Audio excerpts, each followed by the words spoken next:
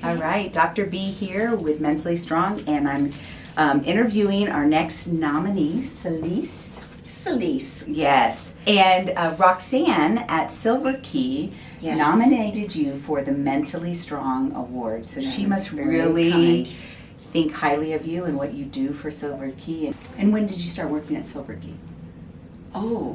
1996, February 1996. So she just hit her 25 years of service at Silver Key.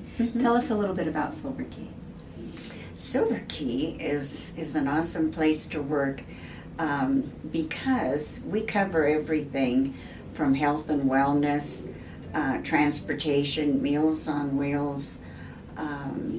We have counseling there with the health and wellness. We have calls of reassurance to help alleviate the loneliness, and they live all alone, and does anyone know whether I'm sick or am I dying or what, and they're all alone. So we have calls of reassurance. We have commodities. It started out many things.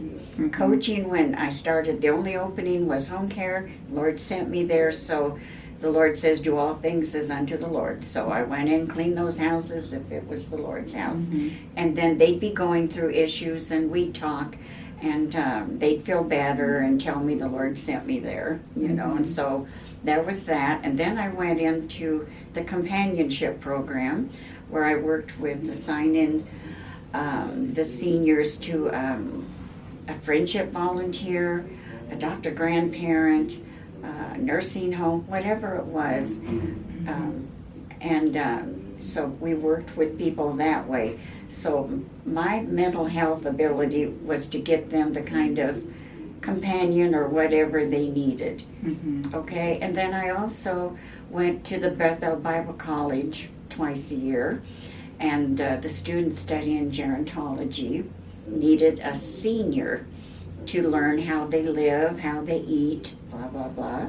So I would write little short write-ups on 50 people every semester, go to the college and show a little VHS tape of Silver Key, read them, and then the students would raise their hand, I want that one. They like the same hobbies I do. They play the piano, I play the piano. I tried to connect them, and the students loved it.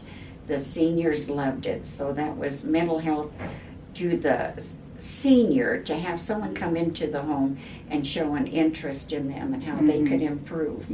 Okay, so there was that category. Then it ended up being intake, customer relations, which is what I do now. And the people call in and they need help. They're going through eviction notice, the rent keeps going up. Well, and how do you help them in their mental strength, in that mental strength journey at this stage of their life? Well, just for one thing, you have to be a good listener. And if they're upset and irritated, then there's a way to calm them down and to show them that we're here to help them. Whether it's a utility disconnect, they're being evicted, whatever, they're homeless, living in a car, they need someone that cares that they're in that situation. So I'm the first person they come in touch with. Sometimes you've lost a loved one, and it's hard to be alone. I get calls where the husband said the wife always did this, I don't know how to do it. And the wife will say, my husband always did this, and I don't know how to deal with life. So there's a lot of struggles out there. And, when people lose their spouse from death. Yes. Or they've had children call them up here, sell the house, live with them. It lasts maybe 6 months, and they know it's not working. They've given up their home, they've given up their furniture, their friends, their church, and now they're lonely, isolated. The son or daughter wants them to move out and live on their own. So there's Which you guys are getting ready to do some senior housing right there by Silver Key. That's exciting. Yes, you have a thrift store. You do everything. And the camp, we're going to call it, I believe, the Silver Key apartment complex, campus complex, because they can just walk across a few feet and come into the thrift store, the food pantry if they need extra food, medical equipment used, cleaned, and sanitized right there on the side. where the new building's going to be built. That's going to be exciting. So that is going to be nice, and it's going to be affordable. They will rent according to your income. I really admire how you've used your spiritual health, your relationship with God, and we here at Mentally Strong believe in really nurturing that spiritual health. And it's been a pleasure to hear that for you it's really a relationship. It is. You know, I think there's part of the Mentally Strong method is we talk about spiritual conflict, and so many people have been hurt in the church, by the church, that it kind of takes them away from God. And I encourage our listeners to don't throw that out, especially in our culture. There's this conflict or confusion around it.